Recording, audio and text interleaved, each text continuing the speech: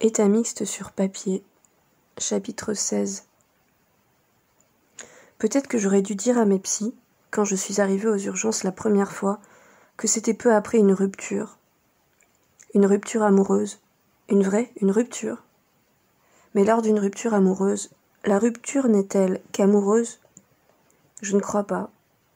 C'est aussi avec une certaine idée de moi que j'ai rompu. C'est ça que j'aurais dû dire à mes psys quand je suis arrivée. Je suis là parce que j'ai rompu avec moi. Est-ce qu'on peut encore sauver mon couple ? Parce que là, je vous explique, je et moi veulent divorcer et mon corps fait l'arbitre.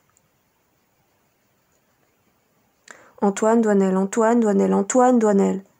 Je me regarde dans la glace, comme lui, et je dis, de plus en plus fort, F-A, F-A, F-A, en détachant bien toutes les syllabes. Je ne sais plus de quel Truffaut il s'agit, je ne sais plus le nom du film. Comment j'ai pu oublier ? Je n'arrive plus à différencier ce qui existe de ce que j'invente. Les situations, le passé, est-ce que c'est moi ? Est-ce que c'est moi qui me les raconte ? Ou est-ce que ça s'est réellement passé comme ça ? Le passé s'est-il passé ? Est-ce que je crée mes souvenirs ? Est-ce que les choses arrivent ? Ou est-ce que je fais en sorte qu'elles arrivent comme elles arrivent ? Est-ce que je me persuade qu'il se passe des choses ? Si ça se trouve, en fait, il ne s'est jamais rien passé. Peut-être que j'ai tout inventé, toute ma vie. Mais je ne me rappelle plus. Je ne me rappelle plus comment ça a commencé. Je ne peux pas remonter le fil. Non, vraiment. Est-ce que le monde qui m'entoure est réel ? Est-ce que je suis réel ? Il faut absolument que je vérifie. C'est le matin aux urgences psy. Hier, après une séance, ma psychologue a appelé les pompiers. Des fois, on entre dans une pièce et quand on en ressort, on ne sait plus rien. J'ai passé la nuit ici, dans un sas. Petit-déj, pas touché, clope expédiée. J'ai envie de partir d'ici. Mais qu'est-ce que je fous là, encore ?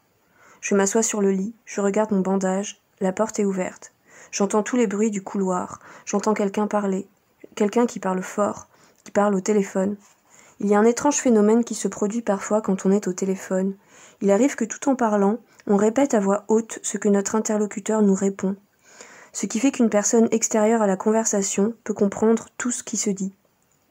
Et soudainement, je comprends ce que je suis en train d'entendre. Je comprends que la psy des urgences est au téléphone avec le docteur I et que j'entends tout. Et ça me paraît juste incroyable. Mais pourquoi est-ce qu'elle parle si fort ? Pourquoi si peu de discrétion ? C'est à se demander si ce n'est pas intentionnel. Je ne veux pas entendre ce que j'entends, même si je le sais déjà. Je ne veux pas entendre que ma psy ne souhaite pas me voir. Je ne veux pas entendre la psy des urgences rire et raconter à ses collègues. Et tout ça est terriblement douloureux. Et je ne devrais pas avoir entendu cette conversation, parce que je suis aux urgences, parce que là, à cet instant précis, je suis faible, je suis vulnérable, et ce que j'entends me blesse profondément. Parce qu'il n'y a rien de pire quand on est en souffrance que de ne pas se sentir pris au sérieux, et parce que la désinvolture et l'indélicatesse de ces gens autour de moi me glacent sur place. Un peu plus tard, une psy vient me voir. Elle vient d'arriver. Je suis super énervée et elle est très froide. Elle me demande pourquoi je suis là. Je lui montre mon bras et je lui dis « Pour ça ». « Pourquoi pour ça ? C'est quoi ça ? Je sais pas, scarification, c'est ça, non ? Scarification ou phlébotomie ? C'est quoi la différence ?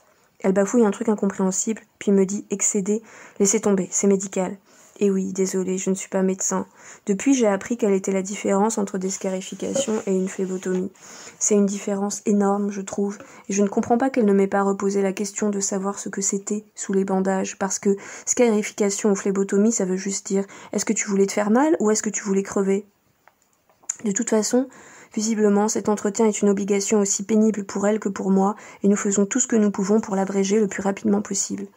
Pour finir, elle me demande « Bon, vous êtes suivi par le docteur I, vous allez la voir bientôt ?» Je ne crois pas, non. Pourquoi ? Parce que je ne crois pas que ce sera très utile. Vous ne croyez pas que ce sera utile ? Elle a l'air outrée. Finalement, cet entretien se termine enfin, et je me casse en croyant ne jamais revenir. Ma psy ne veut pas avancer le rendez-vous qu'elle a prévu avec moi parce qu'elle trouve que je pousse à la consommation. Et surtout parce que lors du dernier entretien, je lui ai dit que j'avais eu envie de partir à Bucarest. Et ma psy a un nom roumain et un accent que je n'avais pas spécialement identifié, mais par déduction. Je lui ai dit ça parce que c'était en partie vrai, mais aussi parce que je voulais voir sa réaction. C'était une façon de m'adresser à la personne et non plus au psy. Je voulais voir comment elle réagissait face à ça. Et puis, c'est vrai que ça m'amusait. Je savais que ça risquait de provoquer une mise à distance. Dès qu'on fait un pas un peu trop en avant, en général, le psy fait un grand pas en arrière. C'est logique.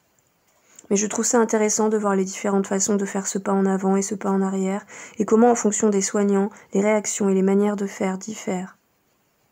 C'est vrai, j'avoue, j'aime étudier ce basculement-là, voir à qui j'ai affaire. Sinon, avec les psys, on ne sait jamais vraiment à qui on a affaire. Il faut qu'ils aient à réagir à un élément qui sorte du strict protocole médical pour entrevoir un peu mieux la personne réelle, derrière la blouse, derrière le bureau. Le problème, à force de chercher la personne réelle, c'est que du coup je m'attache. Ça m'effraie, alors je brouille les pistes, j'assomme ma psy de questions existentielles et de considérations métaphysiques. C'est ma façon de résister. La résistance, le transfert, la résistance et le transfert en même temps. Le transfert devient une résistance, la résistance comme une tentative de cacher le transfert.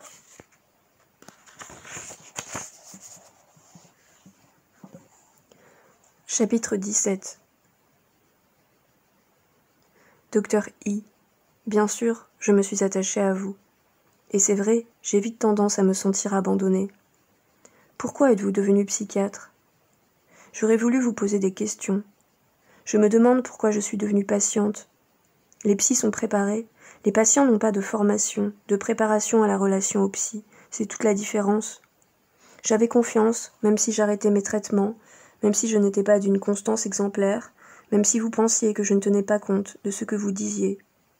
Je venais parce que vous étiez le seul soignant assez structurant, assez encadrant que j'avais, et à ce moment-là, ce n'était pas négligeable. En cherchant vos limites et les miennes, je ne cherchais qu'à sortir du flou permanent dans lequel je me noie parfois, souvent. Dans mon brouillard, vous aviez l'air net, alors j'ai voulu voir. Je vivrai probablement toujours dans ce flou-là, dans ce trouble. L'ambivalence n'est que l'expression de mon tâtonnement quand je marche. Les seules choses que je vois nettes sont en général les choses qui m'inspirent. L'impulsivité n'est qu'une forme de détermination devant l'inspiration, c'est-à-dire le moment où je vois enfin clairement une forme précise émerger du flou et que je tente désespérément de la saisir. Est-ce que vous pouvez comprendre pourquoi il m'est si difficile de prendre des traitements qui modifient ces paramètres-là ?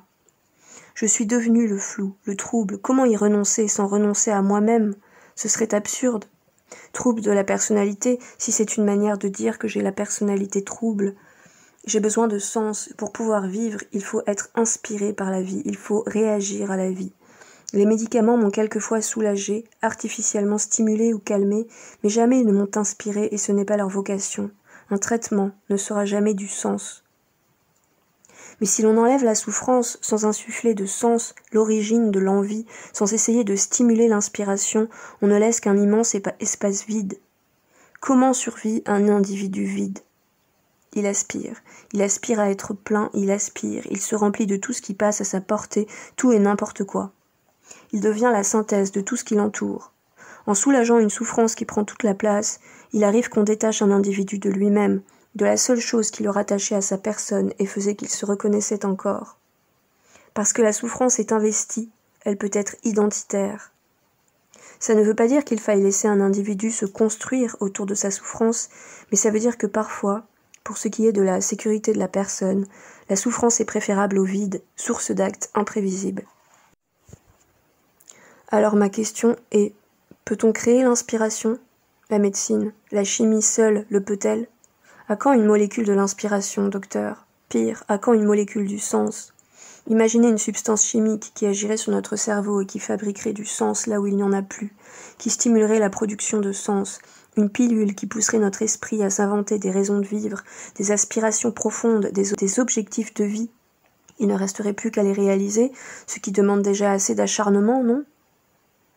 Un médicament qui nous donnerait du sens et qui provoquerait par conséquent un désir d'existence, qui remplirait le vide, une douce solution bien pratique en réponse aux problèmes de la quête existentielle de chacun.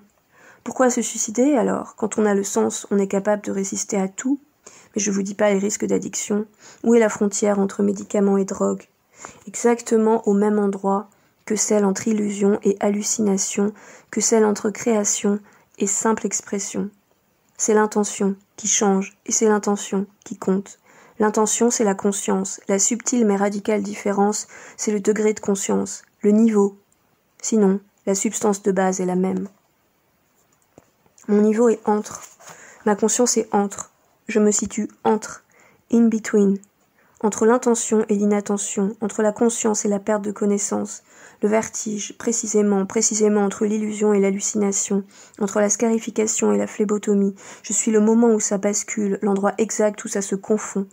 Si le bipolaire passe d'un état à l'autre comme un migrant perpétuel, toujours en train de déménager à l'autre bout du monde, alors moi, je suis la frontière entre les états, la frontière qui précède immédiatement le domaine pathologique. The border, là où les deux couleurs se mélangent, parce que ça dépasse toujours un peu des deux côtés de la ligne frontière. Je suis l'état mixte, toujours au moins deux et entre deux, dans un état qui n'existe pas, dans un état pas possible, état mixte sur papier.